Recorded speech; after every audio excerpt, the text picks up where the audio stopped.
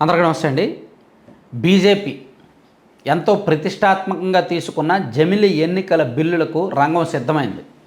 నిజానికి వాళ్ళు అనుకున్న దాని ప్రకారం ఈరోజే జమిలి బిల్లుని లోక్సభలో పెట్టాల్సి ఉంది. లోక్సభలో పెట్టి ఆమోదించుకోవాలనుకున్నారు. కానీ ఎందుకో బలం సరిపోదు కదా, కొంత బ్యాక్ అండ్ సంప్రదింపులు జరుపుదాము, కొంత వ్యూహరచన చేద్దామని చెప్పి ఆపి రేపు లేదా ఎల్లుండి పెడతారు. మ్యాక్సిమం 99% రేపు లోక్సభలో జమిలీ ఎన్నికలకు సంబంధించిన బిల్లులు పెట్టే అవకాశం ఉంది. దీనికి 6 బిల్లులు పెడతారు. మొత్తం మీద 6 రాజ్యాంగ సవరణలు అవసరం అవుతాయి. అందులో ఒక 2 సవరణలకు మాత్రం 2/3 మెజారిటీ కావాలి. అంటే లోక్సభలోనే 361 మంది ఎంపీల మద్దతు కావాలి. అంతమంది ఎంపీలు సపోర్ట్ చేస్తేనే బిల్లు ఆమోదం పొందుతుంది. రాజ్యసభలో కూడా అంతే 2/3 మెజారిటీ.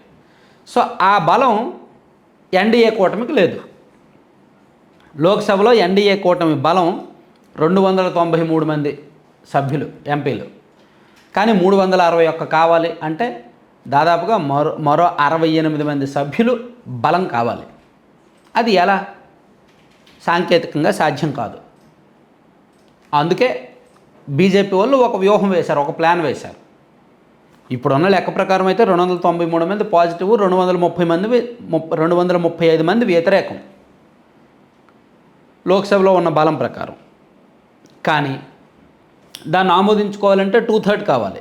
ఆ 2/3 ఓవరాల్ నెంబర్లో కాదు, ఆ రోజు సభకు హాజరైన వారిలో. జాగ్రత్తగా వినండి, టెక్నికల్ పాయింట్ ఇదే. ఇప్పుడు బీజేపీ ఆధారపడింది కూడా దీని మీదనే. అంటే ఆ రోజు ఓటింగ్ జరుగుతున్నప్పుడు, బిల్లు చర్చకు వచ్చినప్పుడు, బిల్లు మీద ఓటింగ్ జరుగుతున్నప్పుడు ఎంతమంది ఎంపీలు సభలో ఉన్నారో అందులో 2/3 మెజారిటీ, అంటే ప్రతి ముగ్గురులో 2 దాన్ని యాక్సెప్ట్ చేయాలి. 100 మంది ఉంటే 66 మంది దాన్ని యాక్సెప్ట్ చేయాలి. అప్పుడు బిల్లు పాస్ అయినట్టే. ఇప్పుడు బీజేపీ దీని మీదనే ఆధారపడి ఉంది. అనుకూలంగా ఉన్న ఎన్డీఏ పక్షాల వాళ్ళందరినీ కూడా రప్పించి వ్యతిరేకంగా ఉన్న ఇండియా కూటమి వాళ్ళని సభకు రాకుండా ఆపితే ఎలా ఉంటుంది? ఆ ఒక్కటే ప్లాన్, ఆ ఒక్కటే వాళ్ళకున్న ఏకైక మార్గం. ఆపాలంటే ఎలా ఆపడం? అదేంటి, వీళ్ళ పార్టీ అయితే వీళ్ళు రమ్మంటారో లేదా ఆపుకుంటారు, వాళ్ళ పార్టీని ఎలా ఆపుతారు? అది సాధ్యం కాదు. కానీ రాజకీయాల్లో కొంత అంతర్గత స్నేహాలు కావచ్చు, అంతర్గత చర్చలు కావచ్చు, అవన్నీ చాలా ఉంటాయి, చాలా అవసరాలు ఉంటాయి. ఎంత బద్ధ శత్రువులు అయినప్పటికీ రాజకీయంగా తెర వెనుక వాళ్ళకి చిన్న చిన్న అవసరాలు, ఇటువంటి వ్యవహారాలు చాలా నడుస్తాయి. కాబట్టి ఆ వ్యూహరచనలో భాగంగా, ఆ సంప్రదింపుల్లో భాగంగా బీజేపీ పెద్దలు ఈరోజు ఆ బిల్లుని ఆపి నిన్నటి నుంచి కూడా, ఈరోజు కూడా కొన్ని పార్టీలతో సంప్రదింపులు జరిపి ఓటింగ్ జరుగుతున్నప్పుడు మీరు సభకు రావద్దు, మీరు సభకు వస్తే వ్యతిరేకంగా ఓటు వేయాలి, మీ ప్రాంత ప్రజల అభిప్రాయం మేరకో, లేదంటే మీ పార్టీ స్టాండ్ మేరకో, లేదంటే మీ ఇండియా కూటమి అభిప్రాయాల మేరకో మీరు మాకు వ్యతిరేకంగా ఓటు వేయాలి.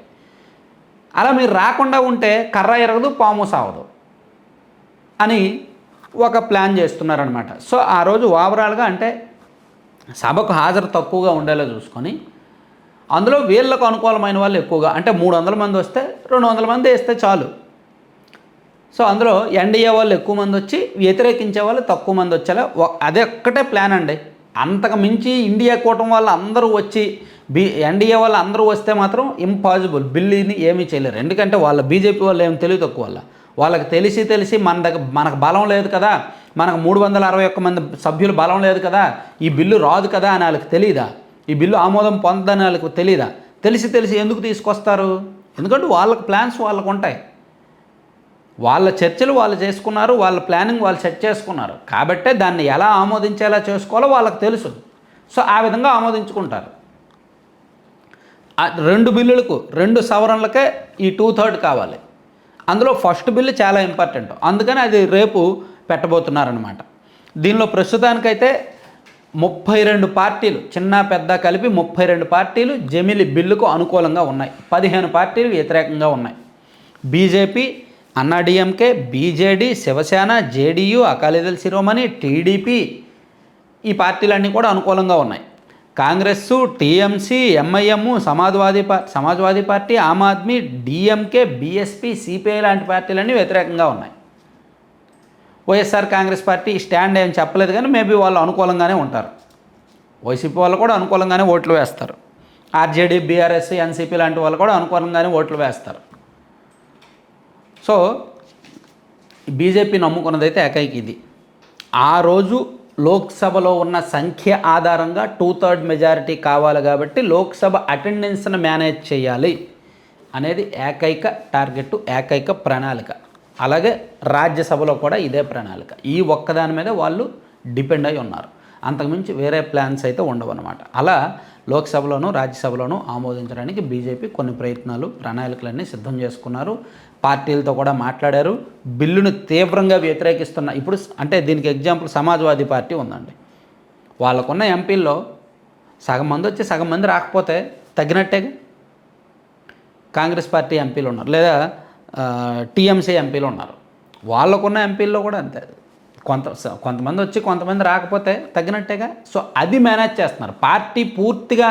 అంటే మీకు ఇక్కడ అర్థం కావడానికి చెప్తున్నా, వాళ్ళకున్న సభ్యులు పూర్తిగా మానేస్తే, లోక్సభకు హాజరవ్వకపోతే ఆ పార్టీ మీద బ్యాడ్ రిమార్క్ పడుతుంది, వీళ్ళు కావాలని వెళ్ళలేదు అని. అదే సగం మంది వెళ్ళలేదు అనుకో, మిగిలిన సగం మంది ఏదో ఫ్యామిలీ రీజన్స్తో, పర్సనల్ రీజన్స్తో ఆగిపోయారు, ఉన్నోళ్ళైనా పోరాడారు కదా, వ్యతిరేకంగా ఓటు వేశారు కదా అని ఆ పార్టీ మీద వ్యతిరేకత రాదు, ప్లస్ వీళ్ళ పనులు జరిగిపోతాయి అన్నమాట. అది ప్లాన్. అంటే బిల్లును వ్యతిరేకిస్తున్న పార్టీలేమో పల్చగా తక్కువ మంది హాజరవుతారు, బిల్లుకు అనుకూలంగా ఉన్న పార్టీలు మ్యాక్సిమం హాజరవుతారు. ఇది వ్యూహరచన. Thank you.